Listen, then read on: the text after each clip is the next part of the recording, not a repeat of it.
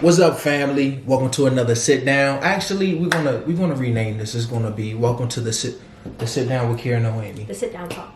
The sit down talk with Kier and Noemi. I thought it was just the sit down talk. The sit down talk. Okay. All I right. feel like the sit down talk is like, ooh, what's that? Okay. It's us. Yeah, it's us like shit. Shout out to all of our first time watchers. Yeah. Shout out to all of our long term subscribers. Shout out to all of y'all that comment on all of our videos. Really appreciate and we love y'all for that. So somebody actually mentioned, like, you guys need to introduce yourselves in the beginning of the vlog. For a very long time, the vlog was full of, like, subscribers who were my family members. Yeah. So, like, I guess it's kind of strange to me that, like, people are watching this for the first time and have no idea who we are. Little bit. So Well, I appreciate it, definitely. I mean, I do too, but I think this is a good time to have a family meeting. So y'all come in. Come on, let's Come close. Yeah, let's talk, man. Get comfortable. So when we first started this vlog, we didn't envision all of this. Like, I bought a camera just so we could film like Booby as a baby. Yeah. Maybe get some of our interactions so that we'll just have it forever. And then we turn around and we do our engagement video, and the engagement video just goes viral. Yeah. Like, it's just... Yeah. So we just kept making videos. Fast forward, what, 2 years now? Yeah. Yeah. Wait, Oh, yeah. no. Yeah, 2 years. Yeah, fast forward about We got 2 years. engaged April. April 2000. It's our anniversary of our engagement coming up soon. It was April 28th. April 28th. 2018? Wow. Yeah. We're coming up on like 2 years that Yeah. we've really been doing this, like, somewhat consistently. We used to post once a month. Then it was like once every 2 weeks. And now No, we did once a week that summer.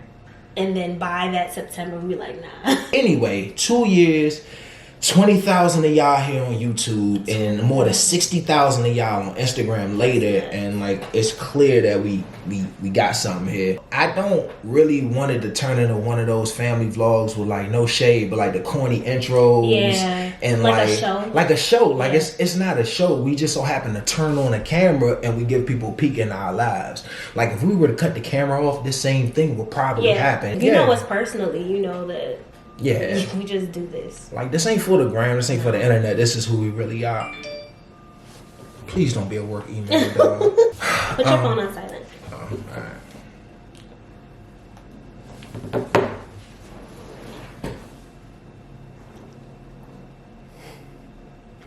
That's a cute photo.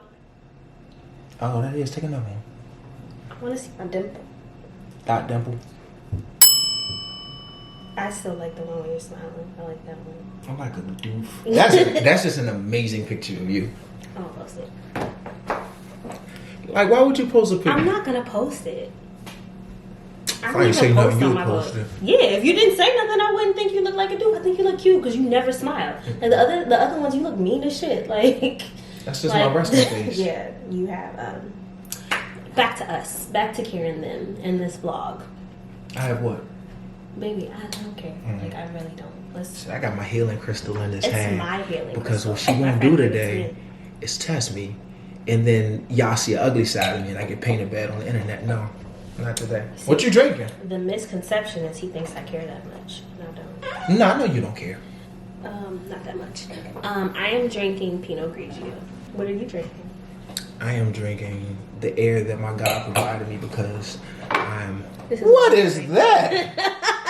If there are any topics that you want us to talk about, just go ahead and put it in the comments below. I swear to you, we read them. We read everything. We get ideas from them. And in fact, today's episode is actually taken from, I believe, an Instagram comment. Yeah. First of all, if you don't already follow us on Instagram, head over, follow Kier and Them, Kier and Them, THEM. Nah, but we fancy now. I'm gonna put a cute little graphic right here. It's gonna spin around or something. Yeah. So a couple of months ago, Kier was on like a Black Fathers panel with Google. Shout out to Google. Hey. I don't remember what the question was, but he ended up talking about his dad and how he met his dad for the first time. I think you were 30 or 29, but just much later on in life. That just kind of sparked a lot of interest. I think the story is really interesting, but also like how you've turned out as a father is also interesting considering the circumstances. Mom unfortunately passed when I was 18, and I remember she used to tell me I had a sister. My dad's Nigerian. She and my dad met in college. He had to go back to his country shortly after. I was on Facebook and I started typing for that name that my mom told me, Ine Abba. I'm typing. I found 1 million Nigerian girls on Facebook named Ine Abba. And I was just saying, hey, my name is Kier. This is my dad's name. I'm looking for him. You know, something in me just was compelled to try to find him. And I cycled through 100 girls, and this one girl, her last name wasn't Abba, but I shot her a message anyway, and I got tired and I just gave up my search. And about maybe a couple of hours later, I started getting return messages. No, that's not me. Good luck. That's not me. Good luck. Hey, stranger, who are you? Don't ever message me again. You know, that type of stuff. And then the one girl whose name was something different messaged me back and said, I know exactly who you are. And she told me my mother's name. She told me my name. She told me a bunch of information that no one else would know. Fast forward, I'm on a plane flying to Nigeria to meet my father and his wife off of Facebook. It's a crazy story. It's a super, super crazy story. Yeah. So that's gonna be the topic of today's, video. You know how we are. We just gonna let it flow. Yeah, Who knows what this will end up being by the end of the video. Like, this ain't something I want to talk about, but it's not. Full disclosure, before we started, I said, okay, baby, what's off limits? He said nothing. Nah, nothing. I'll be 100% honest, but like, it's something you don't really know you missing until somebody brings it up. Like, remember when we were in couples therapy that time, and he started asking me questions like, do you think your life would be different if you had your father there? Do you think you have more structure? Do you think you would have more discipline? Do you think you would look at this family situation a little differently? Share with him like I struggle with the whole family thing. That was the first time I really had to think about it like that. Yeah. So I don't know. It's one of those subjects that it'd be real easy and fun to run from, but it don't help me to do that. The more dads that I surround myself with, the more I find myself having this conversation about like the kind of fathers that they had. Yeah. And just I'm finding out that it's affected more of us in so many different ways. Like, my man Rob had a really good point. He's like, man, my dad was there, but he wasn't emotionally available. And he said having a parent that's present, or having a parent that's there but not present and not invested in you, he said it's more damaging than having someone that you've never met at all. And automatically I wanted to be defensive because men, people, we get into these spats. Who's more hurt? You know, when you tell somebody like, man, I only got 3 hours of sleep last night, they come back, man, I only got an hour and a half, and somebody else, compare the struggle. I ain't slept in 3 days. But like, it doesn't take away from the fact that it was a struggle. It doesn't. Regardless. It doesn't. But that don't take away from the fact that people still do it. Yeah, that's real. That's real. But either way, it made me sit back and think, because I was defensive at first. Like, how you gonna say you had it worse than me, bruh? Yeah. But then the more I think about it, I'm like, nah, I can see how that would be more damaging. Like, damn, you right here and you still not, like, am I not good enough? Is it me? I can see how those thoughts can start to manifest in a young person's head. So let's take a step back, because I feel like a lot of you guys that are watching right now have no idea what we're talking about.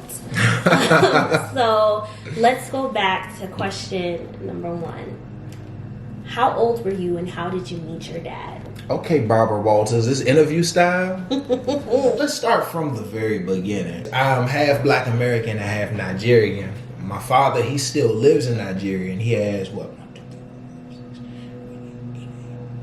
he had 6 kids, and my mom and dad met when they were in college. So he came to the U.S. from Nigeria on like a scholarship.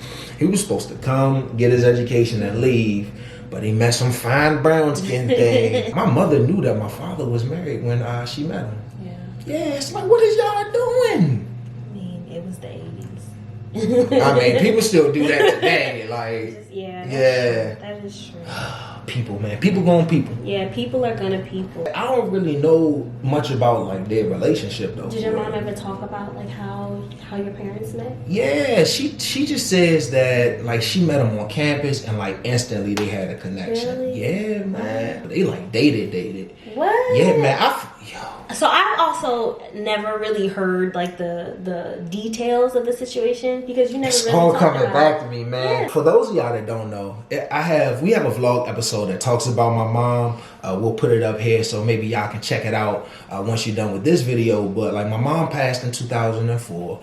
But like right after she passed, I had to clean out her room, and I just found a bunch of love letters What? from my dad. Yeah, Love man. letters? I mean, mushy love letters. What? Man, and I wonder where you got it from. stop that. I found some love letters too. Stop But that's that. a whole nother. Go Stop. ahead. It's your story. Go ahead, baby. Oh, that's embarrassing. Like, some of them got sexually explicit. Oh my God. Ew. It was bad. Okay, moving past that, they clearly got together. You were conceived. What happened after that? That's the part I really don't know. I don't know what happened between the time like I was conceived and when he had to go back. I don't know if he was fully aware that she was pregnant. Yeah. From what I understand, it was an agreement made between the two of them. But now I know how parents lie. Yeah. And that can be parents completely lie, not true. And you've never asked him. Nah, man. He's an old school Nigerian man. Yeah. Like, so it's just like there's certain things that's just not. yeah, Not your business. that level of openness is just not there. Yeah. Haitian like culture is very similar, so I get it. Your mom got pregnant, they split up. You know, She he went back doesn't to know Nigeria. this stuff, so this she's is the legit first asking time. these questions. Yeah. So we're learning this together. So we really are. You said your mom said they had an agreement. What was the agreement? What did your mom say was the agreement? Like, conceiving me was on purpose. But she would raise you alone. Yeah, that don't make sense to me. I can't. I wish I had her here, like, to answer those questions, but that don't make sense. Like, why would you do that? Put yourself in that predicament. One of your aunts, I remember we had like a family meeting or whatever, and your aunt was just like, like your mom wanted you. Like you were on, like she told me that too. Purposeful. Yeah. So maybe that was the agreement. Like, I know my mom through a child's eyes. Yeah. Like, the last conversation I had with my mom, I was 18 years old. Yeah. We didn't have adult conversations, Yeah. so Yeah. I'm still piecing stuff together. I don't really know her as an adult, but like, it's just hard to put my mom past being a human. And what humans will do is, she might have been lonely. Mm-hmm. She might have saw an opportunity where she thinks like, this man needs a legacy. My dad's a Nigerian man that did not have a son at the time. Mm-hmm. That's a big deal. Apparently I popped up and she wasn't surprised, but the family was surprised. What? The family was surprised? Man, my mom used to go through the family telling people, you better not have sex. You better not have sex. You better not have any sex. And then she come back up pregnant. Don't nobody know who the father is. Nobody knew? No, I was surprised, baby. Whoa, I didn't know this. Back home from college, and you came back with more than a degree. Dang. That was me. Yeah. So this happened like their senior year? I don't know. Yeah, it's so much about that. I don't know about their relationship. Me, my mom, and my dad don't know each other in the same time and space. Yeah. My mom and my dad know each other through that 1-2 year stint that they had in the 80s. Mm-hmm. That's how they know each other. Me and my mom know each other from birth or from conception to 18. Me and my dad know each other from 28 to now. Yeah. We don't all know each other in the same time and space. Yeah. Wow. So I don't really know how all of that stuff came together. That's a lot. Yeah, but you know what though, Noemi? I never really saw it as a lot until like I started talking to you. So background on Noemi, she actually does come from a 2-parent household. Yes. And her dad is like super active. I'm like a daddy's girl to the core. Everybody says that my interaction with Boobie is very similar to his interaction with Noemi when she was a little bit. Can I just put in like a little tidbit there? Kier is like the same complexion as my dad. And he looks just like me. They're the same height. They're like pretty much the same build.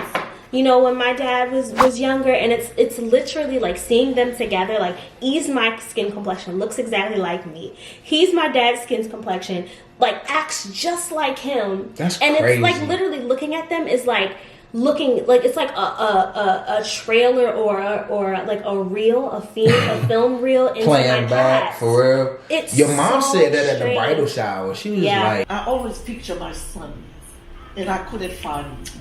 I couldn't describe my son no better than him. He's exactly the son that I was hoping for. What kind of stories did your mom tell you about your dad? Like, did you talk to him at all growing up? Like, was there any interaction with him? a little bit. When I was younger, maybe 2 telephone calls with him. But back in the day, like early 90s, if you calling to talk to Nigeria, like it was like Hello, who is this? Beep. Hi, how are you? I need to beep. Like there was this awkward and you're beeping. a kid. Like you don't want to sit down and talk to nobody on the phone. And people always assume that because someone is your parent, like there should be some type of instant connection. Yeah. But that's not how that works. Our parents, we're not connected to them because we're born by them or we're of them. We're connected to them because we have so many shared experiences and familiarity. So when you don't have that, it puts you at like a different perspective as a child. You're not a parent, you're a stranger that's assuming a parental role. And that's not the same thing. Wow, that's crazy. Can you imagine thinking of your dad as a stranger? No. Yeah. Like, a complete stranger. Every single memory, I don't have a memory without my parents. Yeah. I couldn't even, like, the thought of it, like makes me sad. To this day, I talk to my dad every day. Yeah. You know what I mean? So, like, I can't imagine what life is like, you know, without him. And I also can't imagine what it's like to not have that. You know what is a good comparison? What? Remember when we were talking about being poor? Mm-hmm. And it was like, oh, I didn't know we were poor until I saw people with better circumstances. Yeah, it's the same thing. I like, get it. How do you know what you don't miss what you've never had? You can miss the idea. Well, not miss, but you could want the idea of something that you see other people have. But I grew up in Southeast DC. Like nobody had a dad. Yeah, so you didn't feel like you were missing anything. I wasn't out of place. If anything, it gives you more legitimacy to kind of fit in with the crowd. What about now? Now that we're raising E in a two-parent household, are there times where you kind of like think back about your childhood and you're like, yeah. So this question is basically coming from premarital counseling. So, and we talked about this a bit before we hopped on this vlog, but our therapist asked him if he thought his life would have been different had his father been around and been more present in his life. That's okay. But the first thing that he said is like, I never thought about that. I never gave it any thought. But I think given the context of like, you know, what we do on social media and like, especially the father that you are in general on and off the camera, like, does that ever make you think about how your life would have been different? The first time was premarital counseling, which was what, last year? Like I'm 34, dog. I'm 34 years old, and I'm just thinking about, damn, I'm 34. You old as shit. Relax. Old as shit. You dog. next up, fam. Relax. I'm not even Be real smooth because it happens quickly. Yeah, quickly. I will always be 3 to 4 years younger than you, and I'm always gonna be a little bit behind. It's alright. Men take aging a little bit differently than women. We're not even. This is. You're gonna hit 31 and be like the witch from the Wizard of thing. Okay. Okay, go ahead. Go. You can go for him in the comments, ladies. It's fine. As you just learn. know. My comeback game is crazy. He not gonna do that on you. My comeback game is crazy. I got you. I got access to the account. Who you gonna trust? I'll delete it. Who you gonna trust right now? I'll Play with me delete if you want to. I only had one parent who clearly struggled, man. I found some manuscripts that my mom, like, she used to just write every day when I was a baby. Like, hey, Kier, you know, today you ate oatmeal. You know, you watched TV for 3 minutes, then you were kissing on your grandma. She would say, like, every day I'm eating oatmeal. And then one day she posted in the diary and was like, you know, I'm so sorry. One day I promise to have more for you to eat than oatmeal. And I was like, damn, she really struggled. And now that I'm a parent and we live in this nice ass house, and Noemi and I have really good paying jobs, and we do YouTube, that's going really well. We're highly educated. We just have so many opportunities that she never had, man. She never had that. She was by herself. She had my grandma's support. She was a single mom. Her kid's father lived across seas. Like, dog, can you imagine how hard that was? So, like, even reading that stuff, it's like, damn. Like, what do you do when you have nothing but you're still trying to make shit work? Yeah. Like, what do you do? And you're a mom, and you're just writing stuff down, just trying to catalog. And she would have never guessed that she wouldn't be here to see this. Yeah. What if she never wrote that? Yeah. It's crazy, man. But she was just a person. Yeah. Just a person. Isn't that wild? It's wild. You recognize that your parents are people. When that superhero mask comes off, God. You realize, man, like, yeah, God. You're just a person, and you did what you could. But, like, I think I said it on Facebook one time. like I think me just going throughout my process, like I do a lot of self-work, man. I'm always trying to figure out why I am the way I am. I don't really have my moms to bounce off of, and my other family members know me, but not that intimately. So I'm always just trying to, you know, put together the pieces in my head. And it's like, man, like, lost my point. What happens to the best of us? What's it talking about? It's okay. I'm sure it'll come back. Let's just move on. Like, I'm sure it'll come back. You didn't know him until you were almost 30.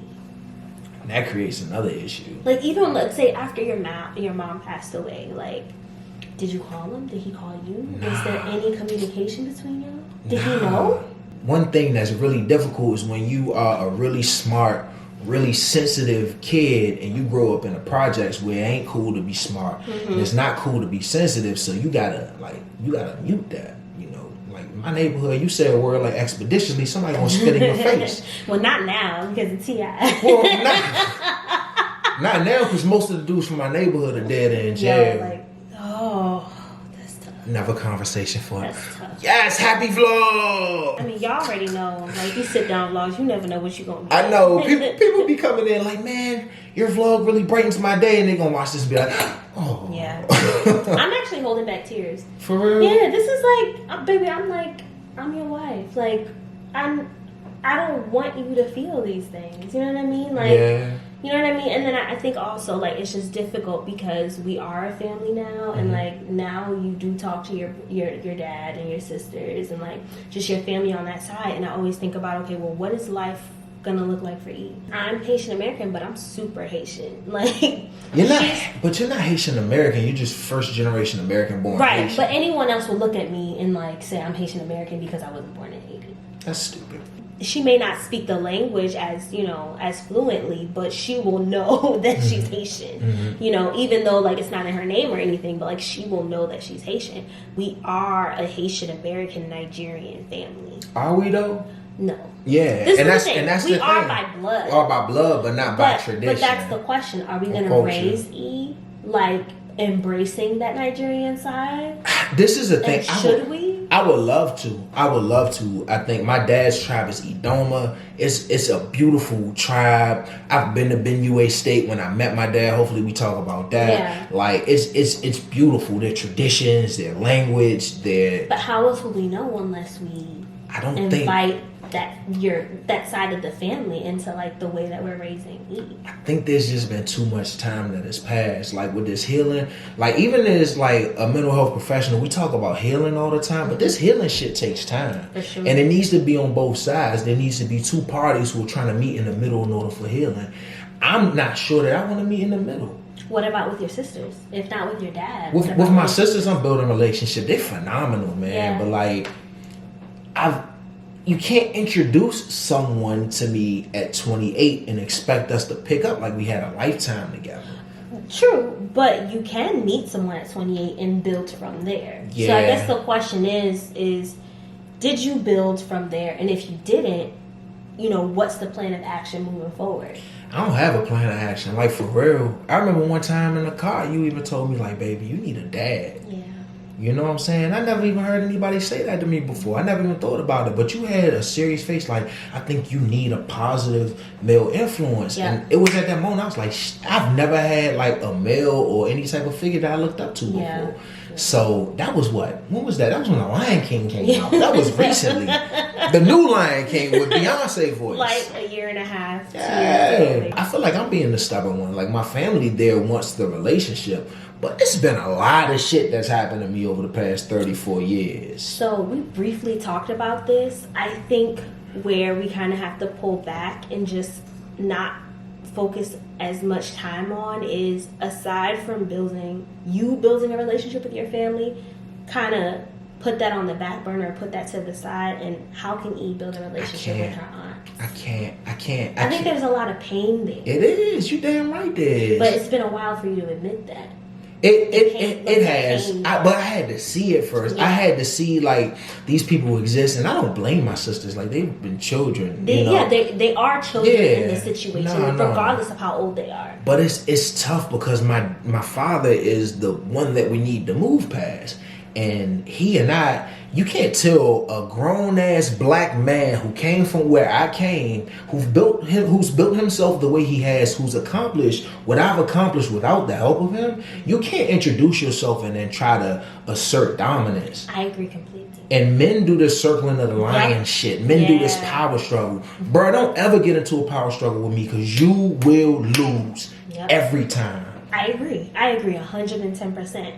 But that's him, and your sisters are different. Your sisters keep in mind what it was like to live under that kind of personality. And y'all bond on it. I see it and I hear it. He does talk to his sisters on the phone sometimes, and I see the connection.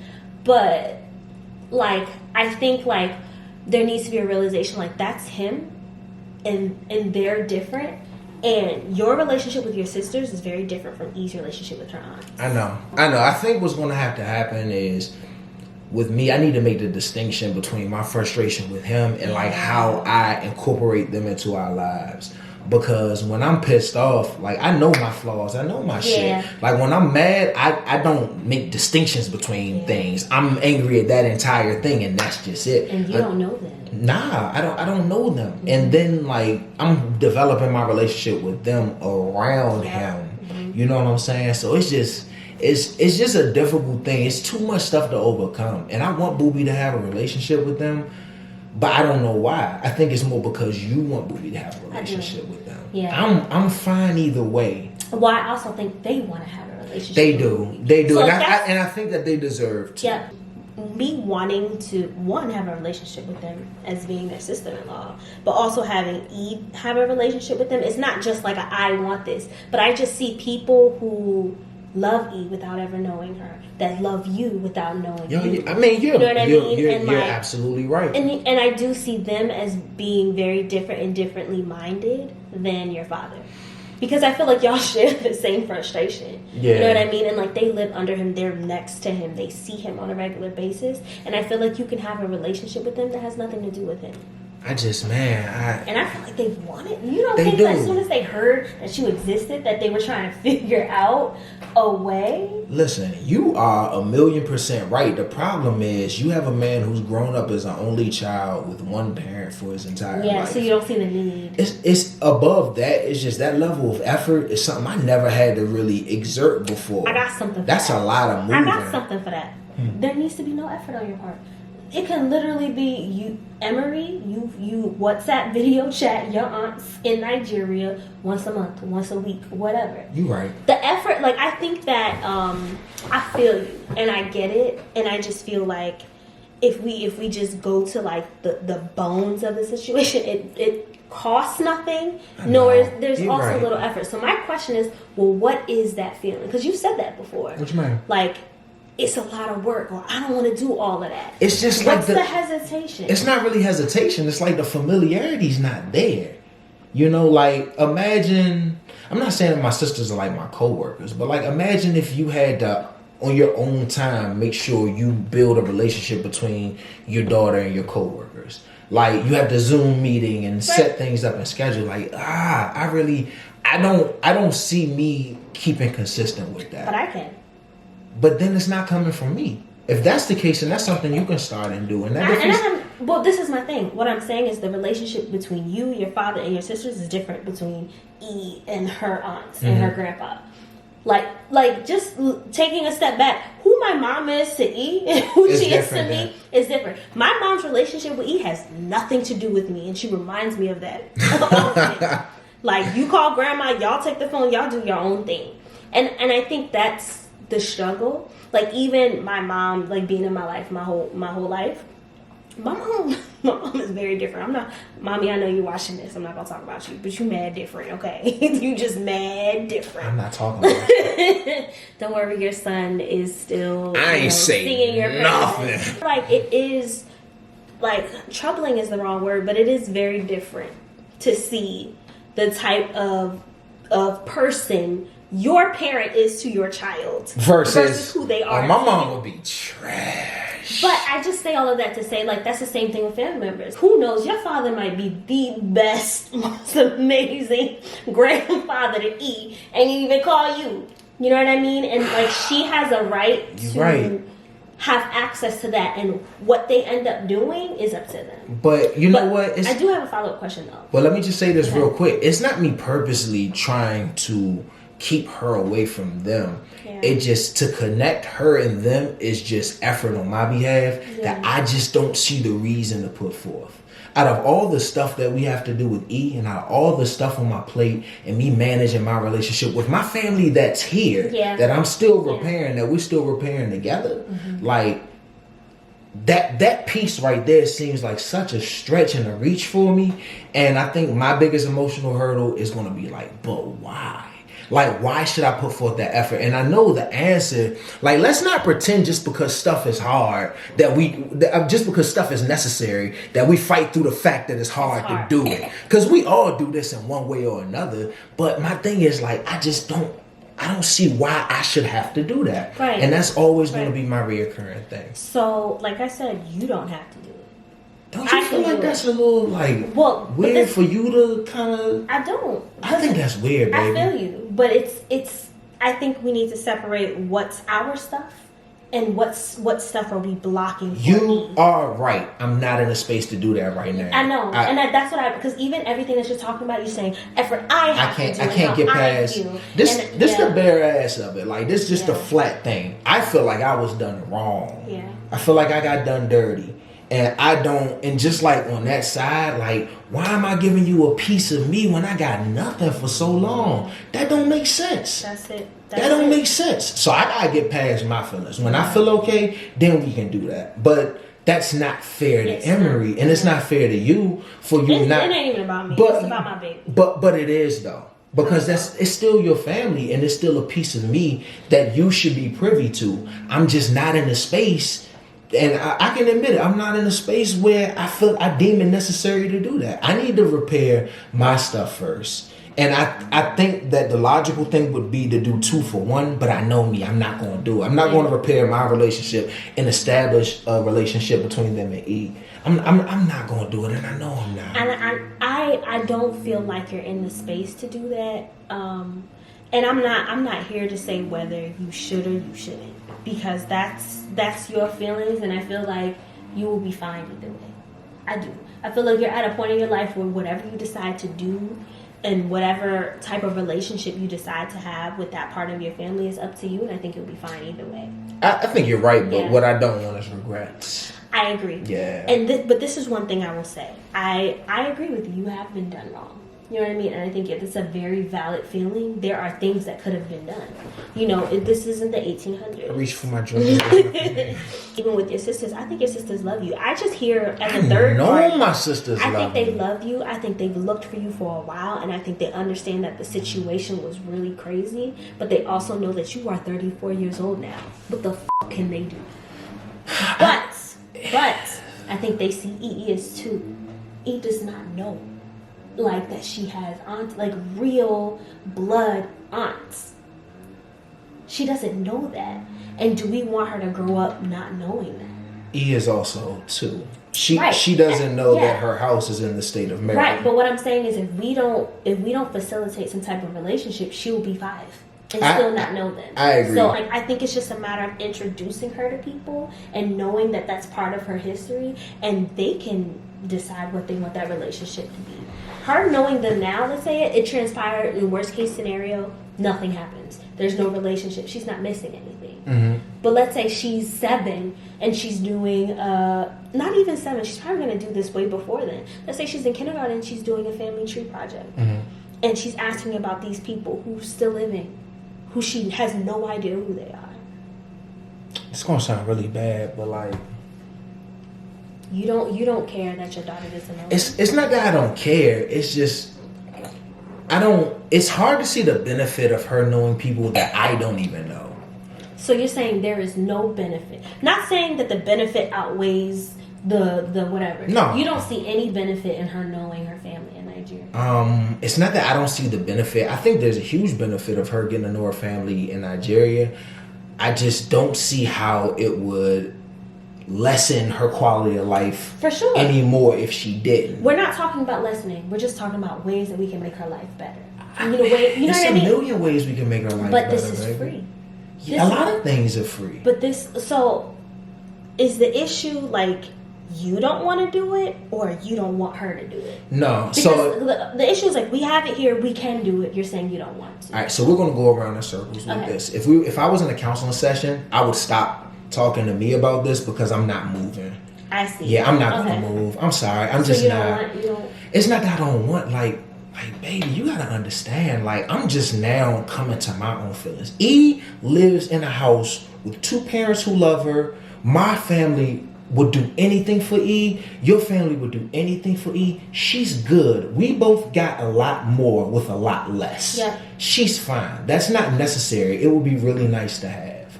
The issue that I'm having right now is just a simple fact that, like, I don't know these people. Regardless, I don't know yet. Yeah. My sisters, I would love to get to know them, and I'm finally able to separate, like, Your dad. I think we should get into that more because I don't know if people really understand where I am with the dad thing. With my dad, man, it's just weird. I feel like we do this and then we can get into the backstory. Okay. But like with my father, man, we're just 2 different people. Yeah. Like, I'm this very vocal, very like, I'm more spiritual than religious. Yeah. You know what I'm saying? I am an empath. I always think about other people's feelings first. I'm very like in tune with people around me. Like, I can tell when I'm very sensitive to energies. Yep. My sure. dad is just like, he's a very strict religious guy. We can say it. Traditional Nigerian. Yeah, he's traditional Nigerian dude, man. Yeah. Like, he's in his late 60s. Like, he is who he is. And one thing about more traditional Nigerian fathers is that they impose their fatherhood. It's like, no, I am your father and I'm doing this and you need to listen. And I think culturally, if I was raised with those traditions, I'd be like, okay, dad, like, what are we talking about? And I listen, but like, bruh, I don't know you. Yeah. And my energy is going to be that. I'll be respectful, but it ain't his idea of respectful. And I refuse to change that. He is not in a position to dictate our relationship. Yeah. Either And he it tries happens. to. He tries to, and I understand. I get why. Yeah. I get why. Yeah. I just don't, like, that's not my problem or my cross to bear. I agree. I feel like I'm always so amicable with everything in my life. Yeah. I moved situations around so people can be comfortable in every aspect of my life. I am not doing that here. I said it once, I say it 1,000,000 times. As a parent, you owe your child the world. As a child, you don't owe your parents jack. I agree. You don't owe them nothing. You don't owe them. You don't owe your parents anything. You did not ask to be here. You can do it. You can do it out of love. You can do it out of, just a commitment to your family's like and that's life admirable, and legacy. yeah. But you don't owe have to. You don't have to. You don't owe them nothing. They owe you everything. Yeah. It's their job to parent you. Yeah. Even if you don't do anything for your parent, you are still their child. Yeah.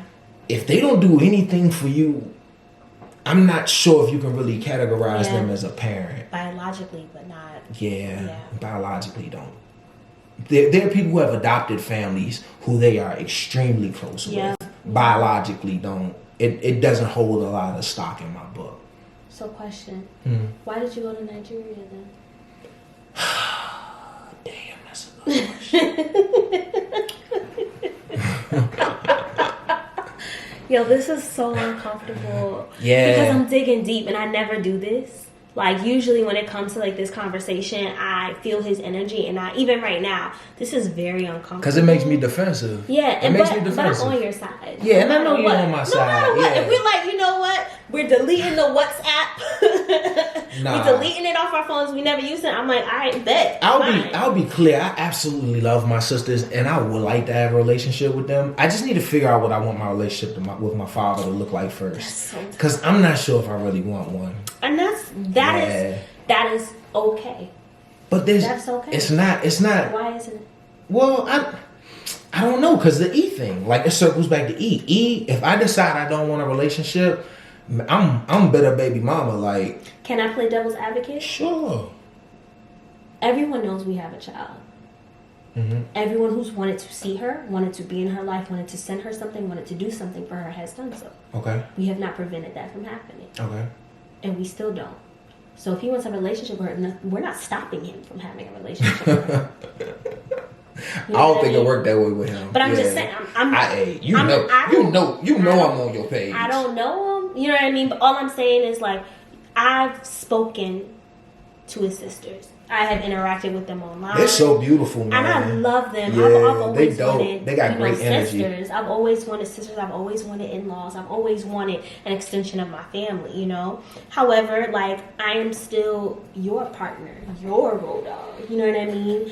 But considering everything that happened, going back to our question, like, something was there for you to travel across the world to stay with someone that you have never met. My dad actually paid for my plane ticket there because it was really expensive. And like, yo, the Nigerian embassy gave me a tough time with my visa, man. Yeah. It took way too long to come, and I ended up being too close to my flight, so I didn't make my flight. And this is, you know, my dad's not a rich man. He paid like $2,000, $2,500 for me to have this flight. And I had to tell this man, like, I can't make it. Mm-hmm. He's like, oh man, all right, well, you know, try to reschedule your flights. All right, cool. So I'm rescheduling flights. Lady on the customer service line is like, well, as long as you don't board the plane, you're good. We'll save the credit for next time. I'm like, all right, bet. Go about my happy life. 2 months later, I'm ready to book this flight to Nigeria. I call them. I'm like, hey, I got my visas ready. Ready to book this flight. What's up? New customer service lady's like, all right, well, that'll be $2,500. And I'm like, What? no. Your last lady told me that I'm going to have a credit because I never boarded that flight. She was like, no, you're a no-show because you never boarded that flight. That money's gone. What? You didn't get no confirmation or nothing? I got the confirmation for the credit? For the credit? Yeah. No, it wasn't a credit. She said, just don't get on the plane and you're fine. Yeah, that's not how they work. Well, I know that now. Do you have to pay for it?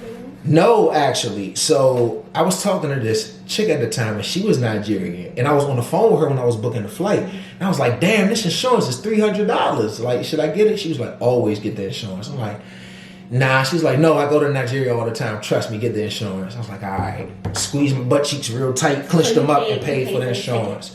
Yeah, but the insurance didn't cover a no-show. You know what the insurance did cover though? What? A terrorist attack. Just so happens that the day I was supposed to land, Boko Haram bombed the airport in a complete other city in Nigeria, and it fell under the clause. So they could give me my money back. Wow. But the problem is, it may take up to a year for them to refund me. And I was like, I don't have that kind of time. Like, these people are expecting me now. Well, my tax return hit that night. So I was able to pay for my own plane. It was a direct flight. I had no layovers. 17 hours direct flight to Nigeria. Booked that joint, bought the insurance the second time on a plane. Did you ever get that money back? Yeah, I got that money back. Balled out that summer. It's crazy. Crazy. Blew that whole bag. When you hop off the plane in Africa, like, bruh, you know you're in Africa. Like, the humidity, just hit you. Man, it hits you. And like, the earth in Africa just has its same. I'm sure Haiti's the same way. It's the same. When you come back from Haiti and you smell your clothes. You smell like Haiti, don't you? But you don't know it smells like Haiti until you come back. Because when you're there, you don't smell anything. When you come back, you can smell the difference. So one of my best friends, she's from Ghana. And I remember she went to Ghana. We were back in high school and she brought back clothes. Remember, I smelled it and it smelled like Haiti. How does Haiti smell like Africa? Continents. Because you can take the African out of Africa, but you can't take Africa out of the African. Yeah, it's just this like earthy, like motherland, like smell. The diaspora is strong, bruh. Yeah, and it's just, it just feels like home, man. But I've never been to Africa before, but as soon as I smell, I was like, yo, this feels right. You're gonna go to Haiti and you're gonna be like, I'm never coming back. He's gonna go to Haiti and he's not gonna realize the difference. Just walk around, be speaking. Blanc manger, ça scapouille. Blanc manger, ça scapouille. So you get to Nigeria and you're there. You know, you're in the motherland. Like, what does it feel like? Hot. Hot. First off, Lagos Airport is the most ridiculous place on earth. Why? Man, so they're like a military state, I guess. So like the police are military guys. So it's just guns. Like guns and just angry looking African people just staring at you.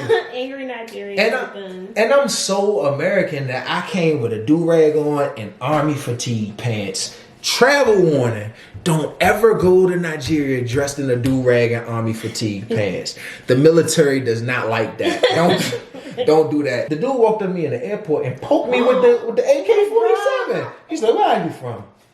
I was like, huh? And he poked me. I was like, man, I'm here trying to catch a flight. And the second he heard my accent, he was like, oh, American, what's up, homeboy? Oh my God, you almost died. Meanwhile, I'm like, man, I'm from the trap. This ain't nothing. Nah, that was something. I was shook. AK-47. It felt like it. It was in that family of gun. Mm-hmm. It was big as hell. That's what it was. So I landed at Lagos at like 3 a.m. and I landed at the international terminal, which is nice. Mm-hmm. But then they drive you to the domestic terminal. Oh. This was 3 a.m. 3 a.m. So we driving through the domestic terminal. It's a rough road, man. It just looks like I don't know, Are man. other people in there with you? In the shuttle? Yeah. Eventually. First off, when I got off, this dude's like, hey, let me carry your bag. I'm like, nah, I got it. So me and him, we carrying my luggage at the same time. I'm like, nah, I got it. He's like, no, I got it. I hop in the van and there's like, it's a van in the middle of the woods. And then they load my luggage onto like a U-Haul that's in front of the van. I'm like, yeah, like, there's nobody else here. Like, they gonna kidnap me. They heard my American accent. And then the dude was like, hey, man, I can convert your money for you. And I had like $500. And I was like, I'm not pulling $500 out right now. I was like, nah, I'm good, man. I don't even know the currency exchange. Like, you can completely get me. I finally see white people get on the van. I'm like, can't kidnap y'all. We good, folks. We're great, y'all. We drive to the domestic terminal, and I waited for like 4 hours for my connecting flight. Land in where my dad lives is called Port Harcourt.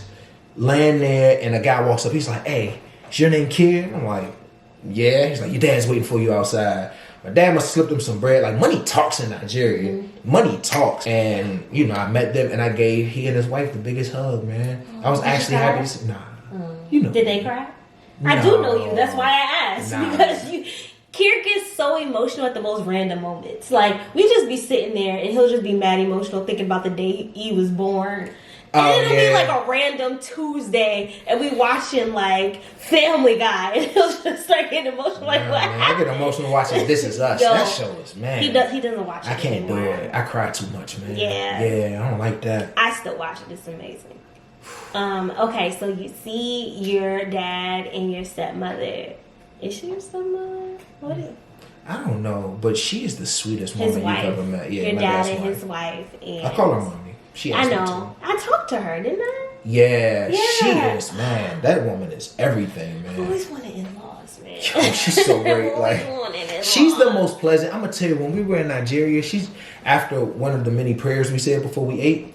She was like, you know, Kier, I never knew your mom. I could never be your mom. I could never give you what your mom gave you. But I just hope that when you look at me and you feel my love, you can feel it the same way you felt hers. And I was like, we just gonna eat some Magusi soup. I didn't know you was gonna hit the heartstrings like that. She is an amazing woman. And she knew about my mom the whole time. I don't get it. I don't know. We need to we need to go to Nigeria. And do what? And go to Lagos. And we can. Lagos is lit. You meet your dad and his wife. They pick you up from the airport. We go straight to their house, and I felt like we were driving forever. First off, Nigerian traffic. Baby, it's so I've heard this story before. It's no different than Haiti. That's why I want him to go to Haiti so bad, for him to realize like it's the same thing. This was the side view mirror of the van that I was in. This is a side view mirror of the van that was right next to us in the street. Yes. Like, it ain't no lanes, it ain't no courtesy. It's just no traffic lights. You just driving and you in a car like this. Yo. The whole time. There's you know how like in DC the they roundabouts? have roundabouts and you just go. Like, yo, we just want to turn this off. Okay. So why is that car so close? Just don't look out the window. It's hard not to, man, when you see a light flash before your eyes. I ain't like it. We went to my dad's village in Benue State. Those people greeted me. Yeah. Yo. Really, there was so much love. Man, but I drove it was like an 8-hour drive through the craziest terrain. We had to go like up a mountain and then we got there and like I had to eat a goat lung. Yeah, you told me. Yeah, it wasn't bad. It was the most ridiculously like fulfilling experience. They just kept touching me, like Yeah. people could, and then like the little girls from the village would come and look, and then they'd run off. Yeah. Nobody spoke English. Yeah. But like one of the larger tribesmen there, like my dad's like, "Hey, you got to meet this dude. That's a big deal." And I'm like, "All right." He sat in front of me, and I sat in front of him on the bed, and he was like, "Hi, nice to meet you." He even had a Nigerian accent. Man, he's just this really like suave, intelligent guy that had like all this ceremonial stuff Oh on. my God. He was so intelligent. He was so interested in like me as a person. Yeah. Yeah. Your father's probably been talking about you for years, and now you're finally there. Do you know how long he's been telling people like I got a tall, Clearly, strong 30 son? years, clearly. Like I told y'all. But that was a double-edged sword because going back to that village was like, I think it was more about him telling them like, I told y'all, look, he right there. Yeah. Told y'all I had a son. Look how tall. He taller than your son. He's stronger than your son.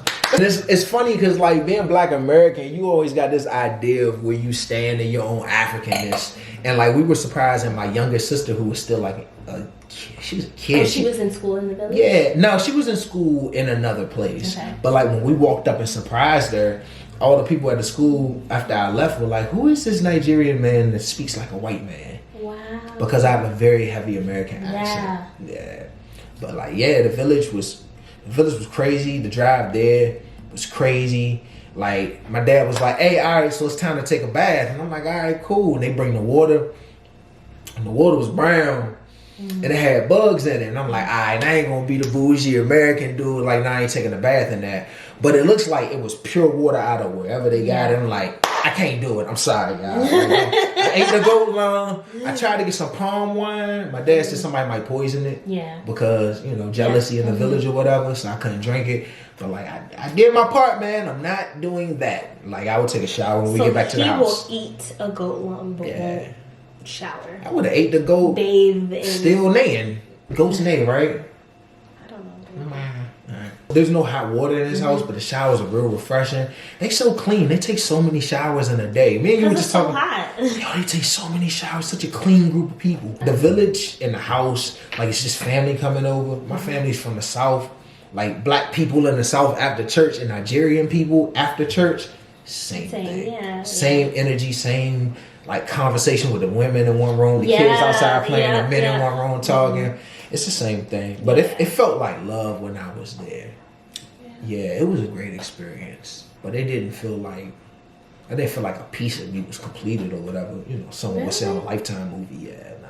So you were like, you could have left and never came back and never communicated with them again and fine. Damn. But like to get through what I got through as a person, you got to be able to cut off. Yo, You that's gotta be real. able, you gotta be able to cut That's stuff real. off. So that's a defense mechanism I have. I don't love it, but I acknowledge it You had to. exists. I mean, you had to do it to survive. So then, like, you are completely at peace with not establishing a relationship with them. I thought I was. I don't know. I struggle with and it. I'm confused too because I'm Yeah. like, I don't know. I It's don't on know. you. I don't Like, know you where I stand with it, man. There's definitely this very stubborn part of me that's like, man, look, I'm good with what I got. If this is all I have, then I'm fine with it. But there's also another part of me like, man, I would love for my daughter to know a little bit more about who she is because, you know, when you know more about your history, you got context, man, you move through the world different, Right. you know? And I think that's like my issue with it too. I feel like at 34, you can say, I'm good. You know what I mean? Like yeah, you have questions, but you don't feel like you're missing something. And what I take issue with, or what I'm kind of struggling to understand is, I don't want E to grow up. And she's like, I had these questions, and you guys, as my parents, put me in a situation where I couldn't ask. Maybe she won't. You know what I mean? Like, maybe this will turn into nothing. But, like, I don't know how I'll be able to talk to her when she's 21. She's like, I had this family here. You know what I mean? Or, like, maybe, I mean, who knows what these generations are like, but people are traveling. Like, let's say, you know, she's 15 and she's doing a study abroad program in the continent. You know what I mean? We're like, oh, by the way, you have this aunt. Yeah. You know what I mean? That's kind of like when I went to Switzerland. I found out I had a family member there. And I'm like, what? Like, I can have this free dinner when I'm there. You know what I mean? And I just feel like I love the fact that I'm Haitian. Like, there are definitely family members that I don't know. There are pieces of my history that I'm still finding out because my grandparents were quite, you know, they were older when they passed away. Mm-hmm. You know what I mean? I don't. My grandpa was in his 80s. You know what I mean, when he passed away, and I didn't have a super strong connection with him. Not necessarily because he wasn't close, but there was a language barrier. You know, he lived in Haiti. Mm-hmm. I'm one of like at least 500. 70 or 80 grandchildren. Man, they that he deep. has. They like, family deep. Blood grandchildren. So it's like he didn't have the opportunity to build super close relationships with every single one of his grandchildren. I knew I was special to him. You know what I mean? To both my grandparents on my mom's side. You know, I didn't grow up knowing my grandpa. You know, my dad's dad, he passed by the time that I was born or shortly after that. I know nothing about him. Yeah, you know? that helps me better understand your push for Booby to get to know. But on my side, I don't know anything about my grandfather either, and I'm fine with that. Yeah. I just want her to have, like, even if like you don't have a relationship with your dad, which I completely understand and respect, I would like for her to have a relationship with her aunts. Family is family. They could be blood, they could not be. But if you do have blood family, why not? Why not use it if you got it? Why not? Not even why not use it, but why not like learn more about the one? Go something's flying behind. And that goes back to what I was saying earlier, man. Like, if I be doing it, I be doing it for y'all. Yeah. So do it for her. Don't do it for me. Do it for her. Because this is about her for me. It's just something I gotta grow up into. It's just we fighting time. My dad's not a young man, you know. Yeah. So I just hope that I can come to some level of like balance with that before something catastrophic happens, and then I have regrets. But I've settled. Something catastrophic were to happen, like I've already programmed my mind. For you. I know, but in my head, as it pertains to that relationship, for me is all that matters right now. And I'm aware that I know that sounds selfish, but I'm okay with that. I'm okay with that because if I can't put my baby in a situation that I'm not at peace with. That makes sense. Can't do it. I don't know what he'll impart in her life. I don't have faith that it's just, I mean, he's a great guy because we don't see eye to eye. Doesn't mean he's a bad person, but I have no historical context with this person. Are you open to the possibility that while he wasn't the best father to you, that he may be a great grandfather to her? I can't get there. Like, I understand where you're going with this, but it's like you're asking me to put attributes onto a stranger. I'm not asking you to put attributes. I'm asking to give an opportunity. Like, because she's young, let's say we introduce her to him and they start talking and they never talk again. She won't remember him. I'm not there. No, what's the point? She'll never remember. The point is there's a possibility that it may turn positive. Like, and you think the attempt is worth the effort?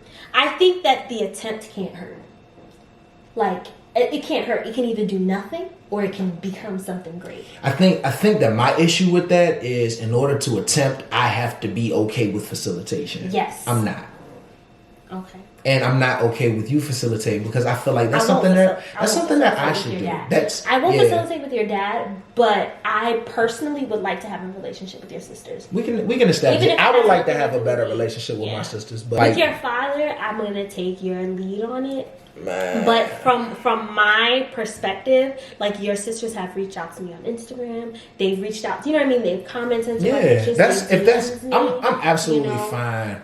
But I also don't know them. I don't know their names. I didn't know how many. He got mad sisters, man. Like, I didn't know if it was 3 or 5. Like, it's just so, and they all look the same. Like, you look to me like full-blooded Nigerian. Anyone who knows you, like, every Nigerian I've ever met has like, oh, you're Nigerian. Yeah, and I try not to claim it because not that I try not to claim it. I try not to be like, yeah, I'm Nigerian because I didn't grow up in the culture. I don't want to disrespect the culture and then say I'm part of it and not know anything about it. Yeah. But like, I don't know anything about the culture. So, next steps.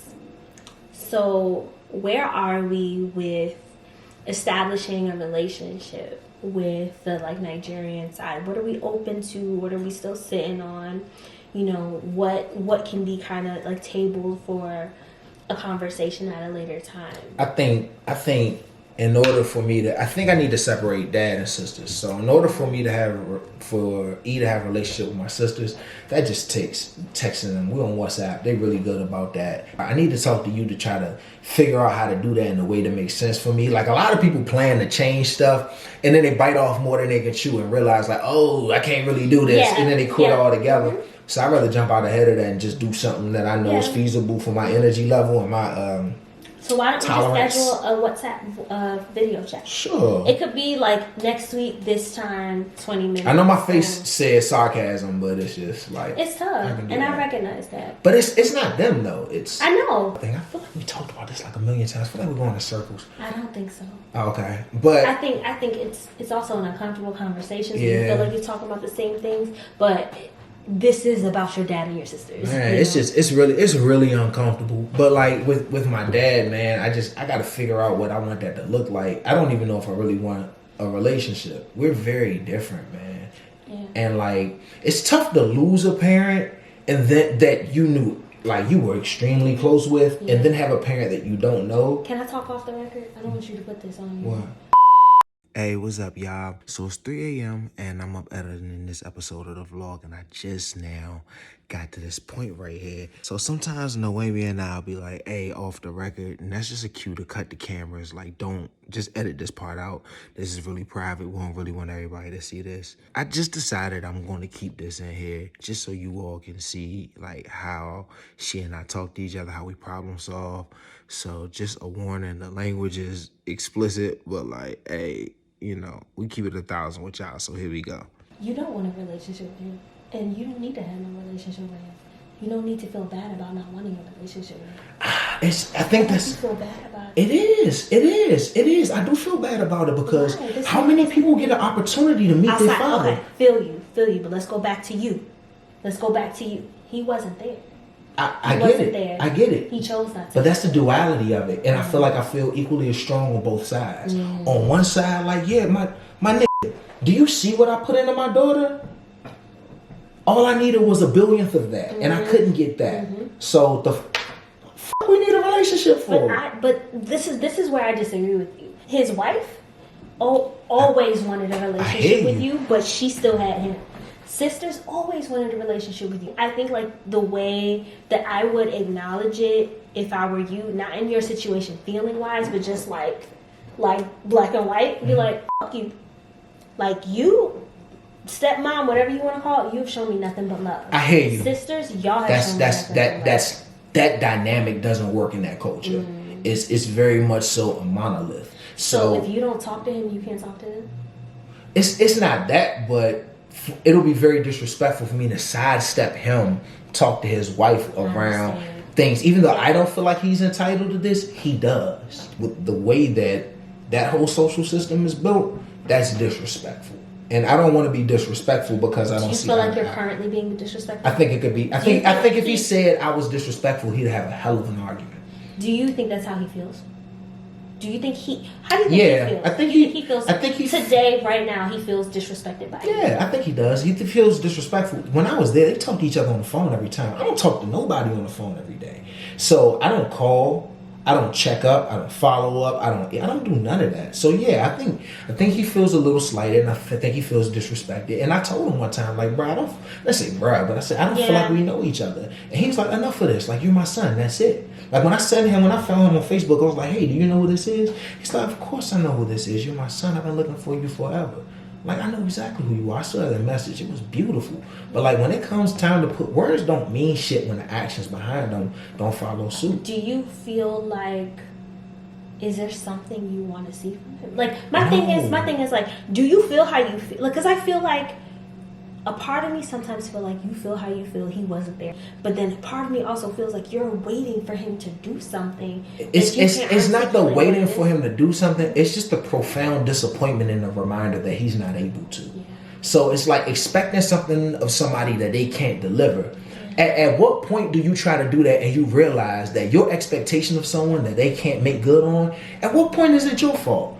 Expecting something that can't be produced. Do you feel like you're at a place where you're blaming yourself for expecting something that he can't produce? Listen, I don't even feel like I cope with my mom's death in a way that even allows, like, I don't give a fuck about that shit. Fuck that. right now, because you haven't even. There's going to be moments when I do, but my mom's thing is bigger than that. Me trying to raise a family and having no idea how any of this shit goes outside of what I saw on TV from Carl Winslow and Uncle Phil, this is bigger than that. This whole me making sure that we have a roof on top of us and making sure that my family's good, that my wife's needs are met, that my daughter's needs are met, that I still have enough time for me to be myself and remember who I am. Yeah. That shit comes first. Yeah. Him?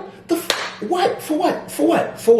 Real. It's just one of those things. It's that guilt mentality where you had an opportunity that very few people would ever get in a lifetime. And you feel like you're cheating the people who wouldn't get it by not taking advantage of it. That whole, they're starving kids in Ethiopia. Like me not eating this hot dog ain't gonna change the fact that they starving, Tiffany. Sorry, Tiffany was the name of the girl at elementary school. I got some deep... Oh, it's kids starving. And Tiffany, you eat the goddamn school lunch hot dog. That shit's just gross. I don't want them. I get it. Yeah. And I hope you get that too. Like, I get that you get it, but I think they're just complicated feelings that I'm still working through. And because I met him and because all of these things in my face, that don't mean I'm in a space to talk through or work through that. It could take years. It could take years. He doesn't have the time. He also don't get it. I think that's I know it's obvious, it's in your face. How do you not get it? He don't see it. And I think a lot of not seeing things have to do with your own guilt sometimes. Because in order for him to see it the way that you see it, he has to recognize that I wasn't there. Baby, this is a pointless conversation. I have a brand on my arm. Hold on. You about to show it? Yeah. I got a brand on my arm.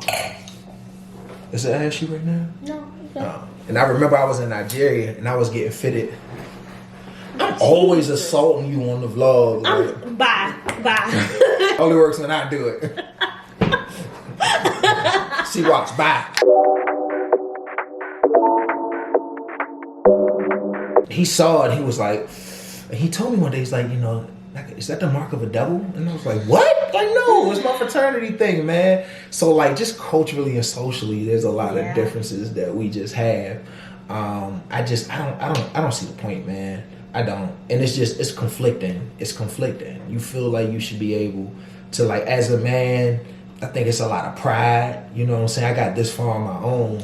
Yeah. And to take that help at this point, I feel like it'll diminish all of my progress that I made on my own. I'm the man that my mother built me to be. It's like you're trying to claim a gift that you didn't buy, you didn't wrap, you ain't put the bow on it, you ain't put it under the tree, but when the world gets to open it, you get to put your name on the front. Do you think, is that what he's doing? Do you think he's trying to claim that he raised you? No, I just feel like enough respect isn't given to the fact that he didn't, and enough acknowledgement. So what would that look like? For him to respect and acknowledge the fact that he wasn't there to raise you, to say it, to say it, man, to say, yeah. Sorry, but that ain't.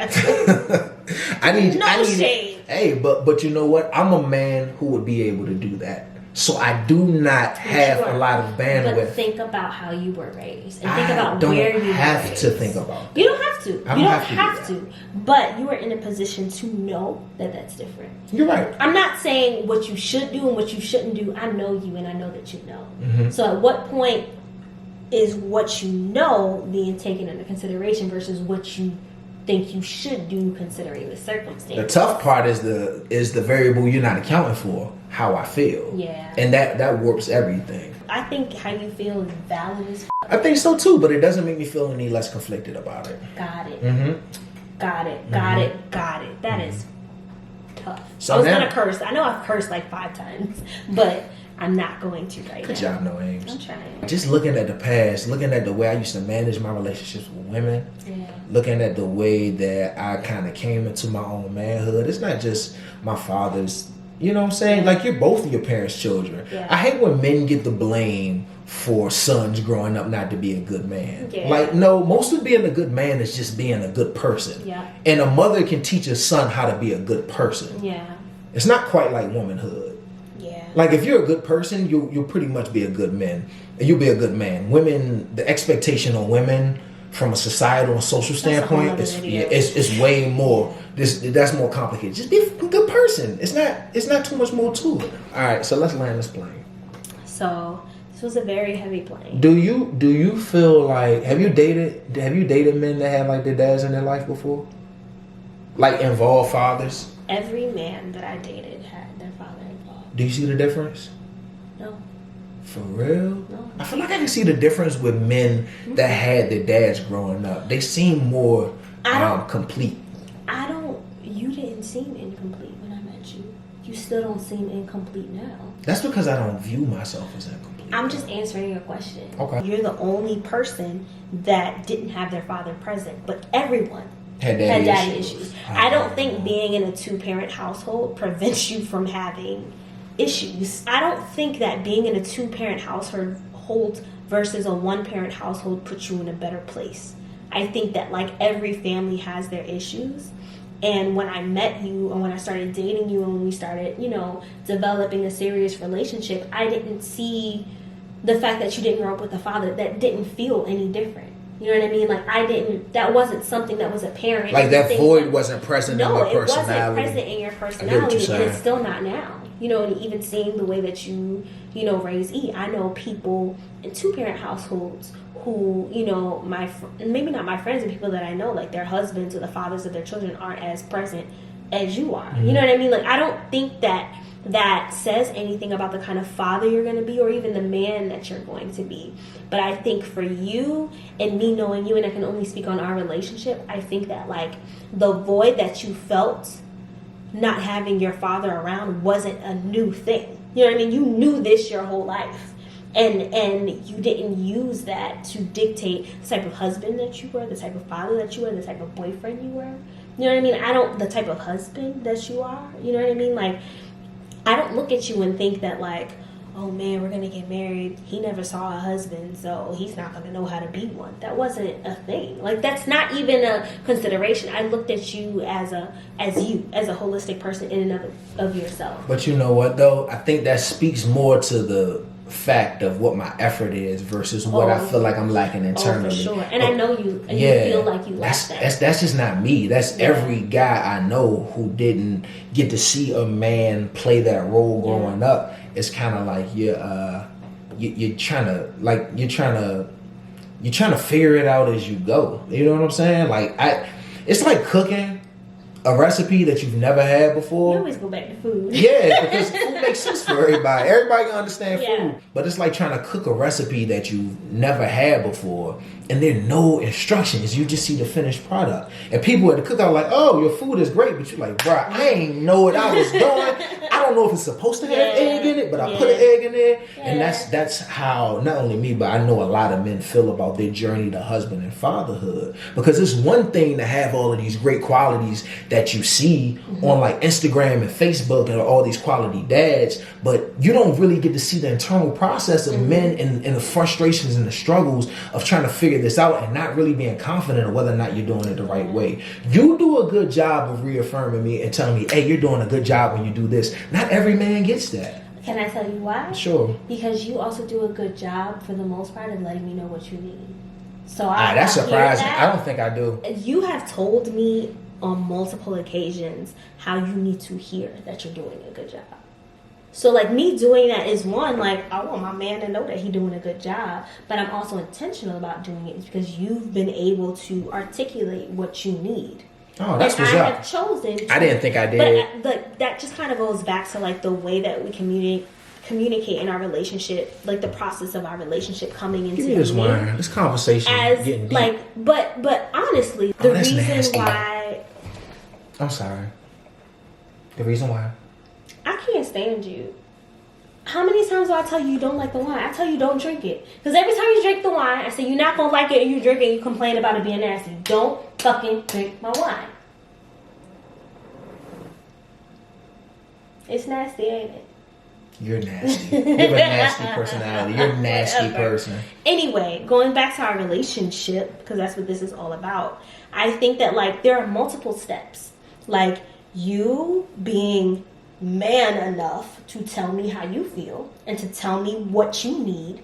Me being woman enough to act on those things. But I say that because it's bullshit. But whatever. I know. Whatever you think a man is, whatever you think a woman is probably bullshit. But I think it's also me recognizing what you need and putting my shit aside to give you what you need. Because I think a lot of times people are like, oh, you want this? You ain't even doing this for me. I'm not the person that I am for you for like prayer and hope that you will be something for me. I'm this for you because this is what you need. That's what's I would like to get my shit in response as well, but like that's not what this is about. Yeah. Like I'm going to be this person to you whether I get what I think I need or what I say I need regardless. Because it's not this part of our relationship isn't about me. This is about you feeling supported. Like, at the end of the day, I want my husband to feel loved, and to feel supported, and to feel heard. That's what's up. Like, me being heard is a totally different argument. I will sit here and make a 5-course dinner for this dude and be like, so, I'm upset. He'd be like, what? Like, now about me? Like, because it's separate. Like, just because I don't get what I need doesn't mean that I don't give him what he needs. Like, that has nothing to do. That is not on the same like wavelength. You don't hold good treatment of me hostage because of how you feel. I will not. Do I hold good treatment of you hostage? No. Yes and no. Okay. The reason why I say yes is not because you do it on purpose, but it's just because of my love language. Like I'm starting to realize that like acts of service is my thing.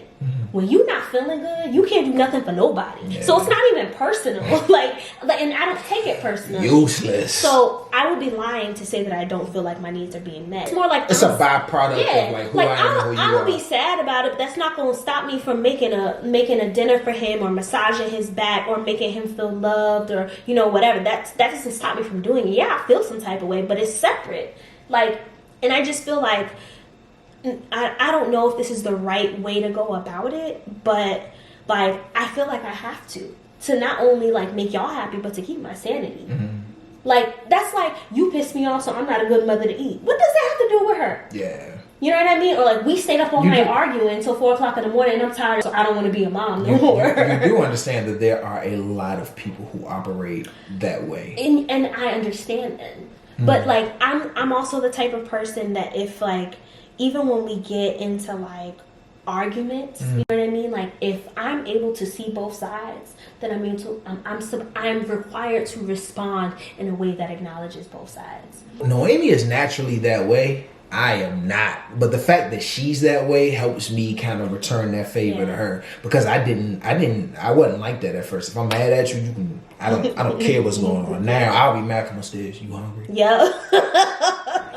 But you know what that makes? Make your sandwich all angry. That is what makes me love you that much more. Oh, no aims. I'm so serious. I see the growth. I see the growth. I can tell. And like that's why I'm also the type of person to stay mad. Don't get me wrong. I want to be mad. I want to be mad as hell. You think I stay mad? Nah, you don't. But I want to hold a grudge so bad. Her little feet were kicking. Oh, people have wronged me in life. And he'll be like, why you even still talk to them? Why'd you forgive that person? Because I don't hold grudges. Yeah. Grudges are painful for me. Holding on to anger is painful. You just don't have it. You're just not built to do that. But let's make something abundantly clear here. What you lack in like keeping long-term anger, you make up for in how severe your anger is in the moment. Absolutely. So it may not, that fire may not burn for 2 weeks. But it's bright. But you ain't gonna have no neighborhood in 15 seconds. Like it's gonna. That shit is blue. Everything gonna be. When you light up the fire and it goes from like yellow and orange to blue, I'm blue. I'm gonna light that ass up. I recognize that I'm dramatic, and I recognize that I have a heightened, like sense of emotions, especially when I get to that point. But I'm forgiving. I love to serve. Like especially with him. Like, I love to be, almost to a fault. He's very annoyed by me most of the time. But this is just who I am. You know who you married. Like, this is just what's going on. You know who you married. You know who you married. What you thought I was going to, like, be a whole different person? Like, no. I'm going to be all up in your face. Like, you okay? You okay? You okay? You want this? You ain't. You talking about when you mad or when you're not? I'm saying when you're upset.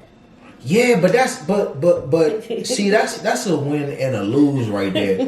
Because when I'm upset, I need space. When Noemi's upset, She looks like she needs space, but what she really don't wants... give me space. She wants is a hug. Yes. Like, nobody pets a cactus. Give me hugs. Then you need to look like an aloe vera if you want aloe vera treatment, but you looking like a cactus, so I'm going to leave you where you at. Who's way past that? No, Amy, please. I am not. I am not past that at all. Married me then. See, that's how they hold you hostage. That's how they hold you hostage. If you ain't want me to be a total asshole, then you shouldn't have married me. Like somehow it's not even that. It's like somehow me marrying you to stop you from being an asshole. You knew I was an asshole before. Proposed and married me. Was an asshole right after you married me. Wild. And still thought miraculously. Ladies and gentlemen, Noemi Gaines, give it up for her. Give it up for her. You get a Gaines, right? Because that's an official last name.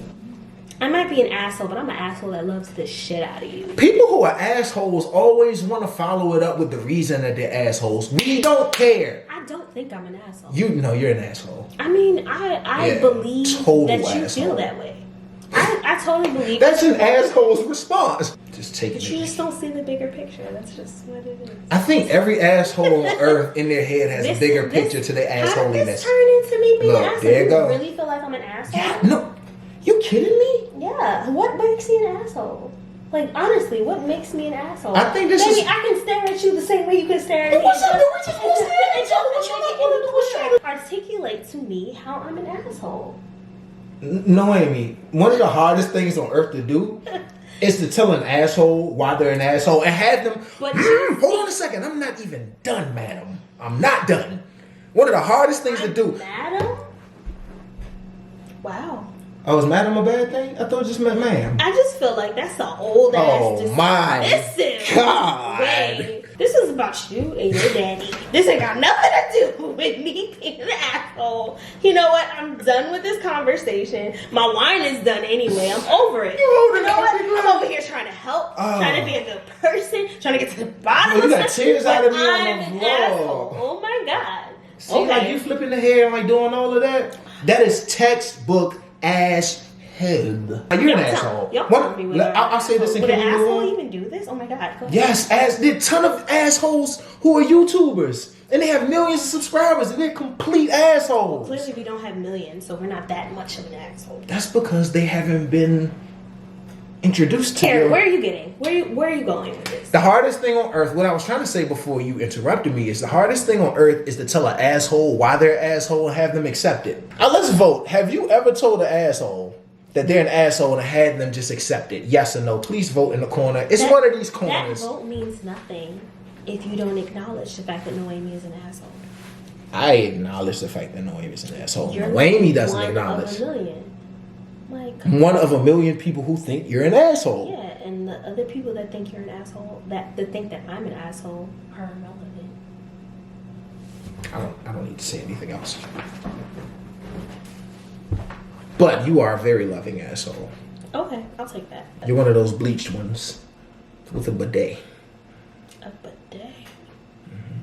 You know what a bidet is? I know what a bidet is, but I'm just trying to understand like the metaphor that you're trying. It's just if you're an asshole, at least you're a top of the line asshole.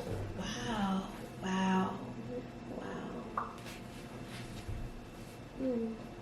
Might not be no more vlog after this one, y'all. Yeah, I don't think so. It's the last one. This might be the last time knowing the games too. Since I'm such an asshole, I'm such a horrible wife. Wait, horrible. I'm just horrible. Boy, women will add some stuff. Women will. So sad. Women, boy. Now it's a whole bunch of stuff. Now I'm a bad cook and a bad mom and my eyebrows are nappy. This really just turned into a conversation between us. Like, this ain't even a typical sit. We really just had a conversation. Most of this vlog, I was staring at his face, trying not to cry. But moving forward, I just want you to know that like you're an amazing dad, no matter how you grew up or what you dealt with. That like at the end of the day, I think that like when you have a kid, it's always a blank slate. You know what I mean? Like how you felt about your parents, how you feel about your family. Like you have an opportunity to right those wrongs with your child. And I feel like for us, even though we weren't fully conscious of that when we had E, I think looking back on the last 2 years, almost 3 years of her life, that like we've been able to kind of take a step back, assess what our families look like, both sides, your mom's side and your dad's side, and same for mine, and kind of see like what we liked about it, what we didn't like, and how we want to, you know, make E's life better. And I think that's the sign of, I'm not gonna say that's the sign, that's what makes me feel like we're doing a good job as parents. We're not treating her based on what we've been through. We're just keeping in mind what we've been through and looking ahead and trying to figure out and how to navigate how we want her life to look like. You know what I mean? Like, yeah. Even in this house, neither of us have lived in a house like this. And that's the first thing that we said. Like, our baby's gonna grow up in a house, and neither of us grew up in a house. Like, we are doing everything that we can to make life better for her. It may not be the best life, but I think like it's our job to make it better. At least to try to. I agree with everything you said. I think I'm just not at a point of maturity with the way that I feel, where I'm willing to take all of that in and be objective. Correction. You're not in that level. I'm not even going to say maturity. You're just not there yet with this specific relationship with your dad. But in every other way, I'm able to do that. You're Yeah, able to do that it's just it tugs at the heartstrings. Like, course. I just feel like if I were to have a parent, I'd rather it be my mom. You know, like why? Like no shade to him, but like he not her. You know what I'm saying? That's just that part sucks. Hopefully you couldn't see that the whole time. The battery's dying. All right, y'all. You wanna just wrap this up? Thank you so much for watching the sit down talk with us today. Yeah, this was more serious than our sit down talks usually. I thought I was landing it. You are landing it. I'm co-landing it. You landed it. Ain't nobody gonna land it. Okay, well, thank you so much. He wants to be difficult. If you haven't already, please hit the subscription link so you can know all of our posts as soon as they post. And hit that notification button too. Yeah, that was what I meant. It's okay. I got you. It's all I good. got you. I'm going to just head out and try to take a nap before E wakes up. But thank you again. We'll see you next week. Bye.